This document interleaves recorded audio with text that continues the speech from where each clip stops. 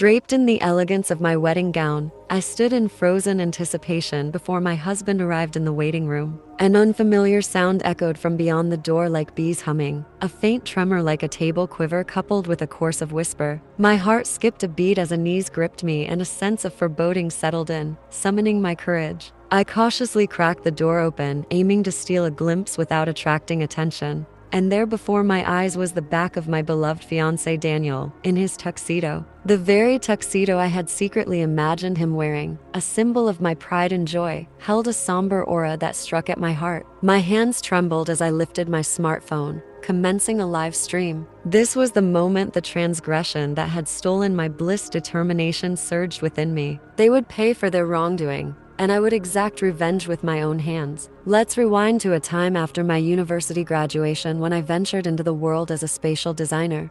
Years had passed in this career, and while the title sounded impressive, the reality was a modest salary and endless weekend toil. I had diligently poured myself into this path, shouldering the responsibilities of designing stores for renowned brands. A sense of accomplishment had started to bloom within me. It was during this phase that Daniel, my boyfriend of years, proposed our journey, which began in our sophomore year. Introduced by a mutual friend, Daniel, a blend of intellect, athleticism, and charm, was a campus favorite. His accolades at graduation mirrored his well-rounded nature, earning respect for his academic prowess and sports achievements in spite of the attention he garnered from other admirers. I trusted in his fidelity. His attractiveness and charisma were undeniable, but I held no doubt about his commitment to our relationship. Daniel had entered the professional world as a sales representative for a significant parts manufacturer. His prospects' shining bright work had grown demanding, often detaining him late at the office engrossed in crafting sales materials. Our domestic routine established itself with me shouldering the household chores.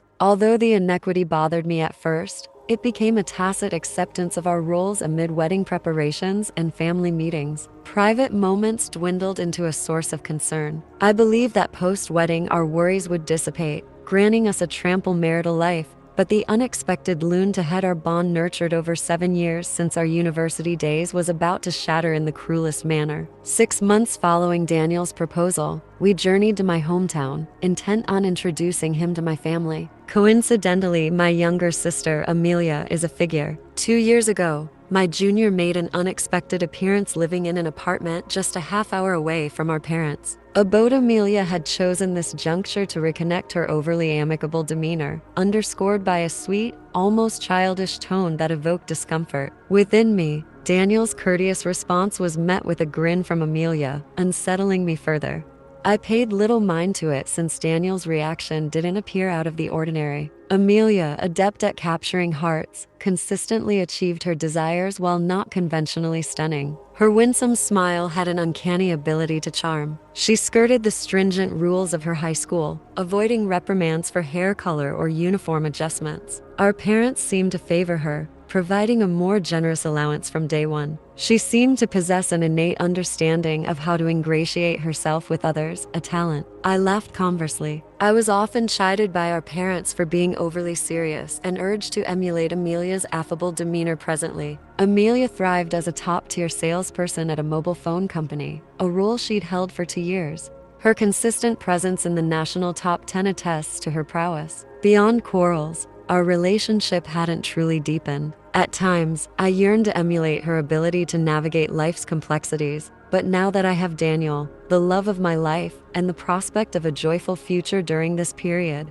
my outlook remained optimistic. Wedding preparations progressed largely driven by my efforts. Daniel, in his 4th year at his job, shouldered heightened responsibilities and occasionally stayed late at the office. Initially enthusiastic about the wedding, his enthusiasm waned until it vanished entirely regarding the wedding and guests. I broached the topic one evening as he returned home. He waved it off casually, fatigued from his day. "Let's talk about it later. I trust your judgment." "Oh, and I won't be home tomorrow." Though frustration bubbled within, I took a deep breath to quell it. "Are you sure you're not overworking yourself? You seem exhausted." "I'm fine." The wedding date loomed. Daniel grew increasingly engrossed in his job. I yearned for him to show more involvement and more concern as my partner. However, I reasoned that recognition at work and financial progress were ultimately positive for us as a couple. I embraced this perspective amid these dynamics.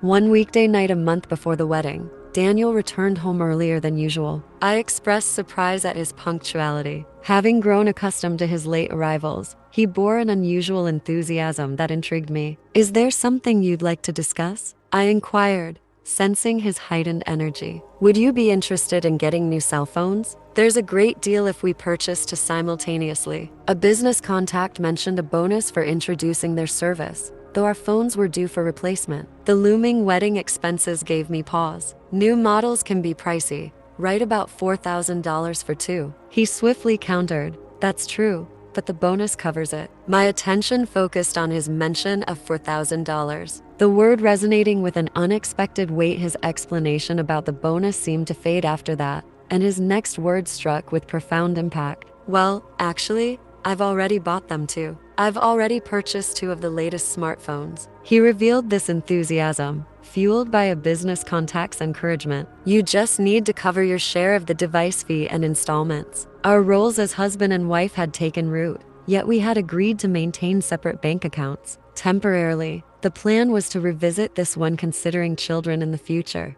He expected me to cover my portion of the phone he had independently acquired, but the issue lay in the irrevocable nature of the purchase. Curiously, we were also orchestrating a surprise for our wedding ceremony involving smartphones. The cutting-edge models boasted exceptional image quality, making them ideal for capturing memorable moments. Seeing Daniel's satisfaction, my irritation waned, and I resolved to embrace the situation. 1 month later, the much-anticipated wedding day arrived. Clad in a pure white gown, I stood alongside my mother and mother-in-law. The preparations, largely orchestrated by me due to Daniel's work commitments, were nearly complete. His surprise at my appearance was anticipated, as he'd been engrossed in his job as I readied myself in the bride's waiting room. Mila approached me with congratulations. Olivia was greeted with tearful eyes, extending her blessings. "Thank you. By the way, do you think our plan will unfold smoothly?" I inquired if my vision for a smartphone-based surprise event was taking shape, and the venue staff had lent their expertise, ensuring a well-produced and engaging spectacle. My background as a spatial designer inclined me towards such meticulous attention to detail. Mila's suggestion sparked enthusiasm. "Perhaps we could create a behind-the-scenes glimpse like a groom's waiting room show." "That's an intriguing idea. It could add an extra layer of excitement." Having coordinated the smartphone performance with the staff without Daniel's knowledge, I contemplated whether to spring the surprise on him during the ceremony or offer a subtle advance preview. Embracing the excitement, I headed toward Daniel's waiting room. The door creaked open gently, revealing a sight that would forever alter my perception. Subtle noises, a table's faint tremor, and a hoarse voice reached my ears. I peered inside, gasping at the tableau before me. Daniel, in his tuxedo, was facing a table where Amelia lay, absorbed in each other's presence. Frozen for a moment, understanding washed over me, and an uncanny calm settled in swiftly. I activated my smartphone's live stream function, and determination surged. Within me, society would hold him accountable, and this betrayal would be exposed. My presence went unnoticed by the oblivious pair, and for the next 10 minutes, I documented their actions. The venue staff's expertise ensured this incident was projected in real time on a large screen within the hall, rendering the new smartphone's image quality a fortuitous asset. The guests confronted with the unexpected spectacle were rendered speechless. My parents and in-laws witnessed the chaos, and my father-in-law's anger was palpable. My mother, restraining her impulse to intervene, recorded the unfolding drama as evidence. As the live stream continued, I remained hidden, straining to catch snippets of their conversation.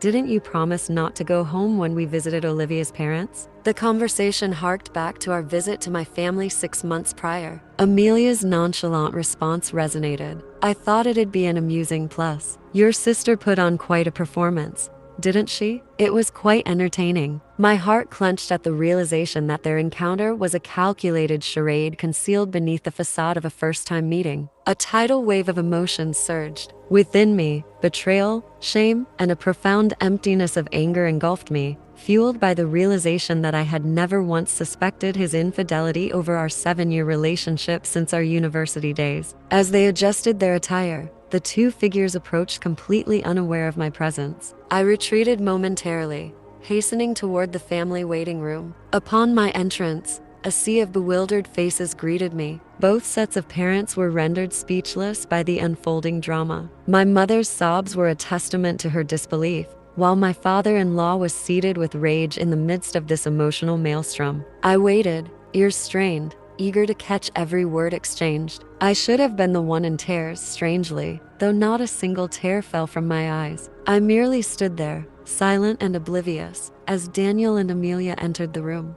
"Dad, how do I look in my tuxedo?" Daniel asked, to which Amelia's response served as a prime example of the phrase "ignorance is bliss." My father-in-law quivered with anger, demanding what's going on here. My mother-in-law and my dad struggled to hold him back, preventing him from unleashing his fury. With a great effort, I managed to regain my composure, allowing my mother-in-law to recount the entire unfolding of events to both Daniel and Amelia, their faces drained of color, resembling ghosts. The gravity of this situation became all too real. The tale began 3 months after Daniel's proposal, during a casual gathering between his parts manufacturing company and Amelia's mobile phone firm. Unbeknownst to her, she was my sister. Daniel's charm worked its magic, culminating in an affair that persisted even after he discovered her familial connection. In fact, this wasn't new behavior for Daniel, as he had maintained a string of affairs since his university days, a fact that had escaped my notice until our marriage. I felt ashamed of my naivety,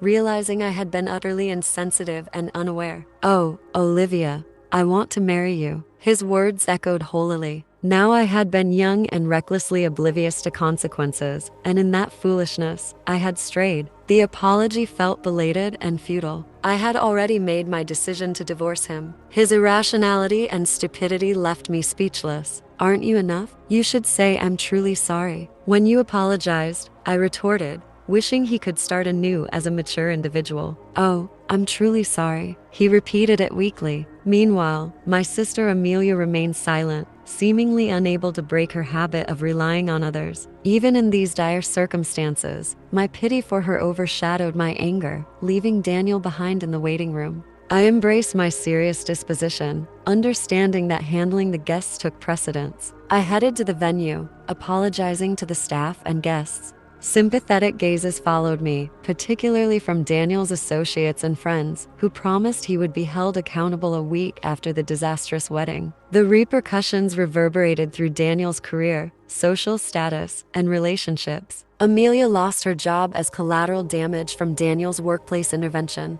As time passed, the nightmare of the wedding seemed to blur. Unexpectedly, a call from the venue offered me a job as a wedding designer, appreciating my talents that had emerged during the planning and cancellation of my own wedding and eager for career growth. I embraced the opportunity. Now that I find myself a known wedding designer in the industry, my days are dedicated to crafting joyous celebrations for others. A bitter irony considering my own wedding experience in the aftermath of divorce. I sold the smartphone, the instrument of revelation, on an online marketplace, using the proceeds along with damages from Daniel and Amelia to fund a luxurious solo trip. In the end, life continued with a twist of fate that transformed heartbreak into a path of professional growth and self-discovery.